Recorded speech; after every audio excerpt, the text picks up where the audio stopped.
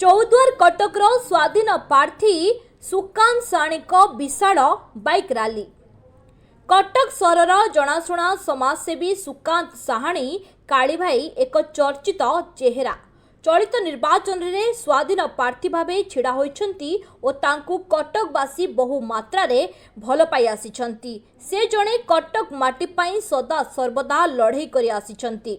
आज एक विशाल बाइक शोभायात्रा रे पोतापोखरी पड़िया ठारू बाहरी कॉलेज छक रानीहाट बादामबाड़ी खानननगर दे चाउलियागंज खेल पड़िया रे पहुंचीथिले और बंशी चिन्ह रे भोट देबा पाई निवेदन करथिले।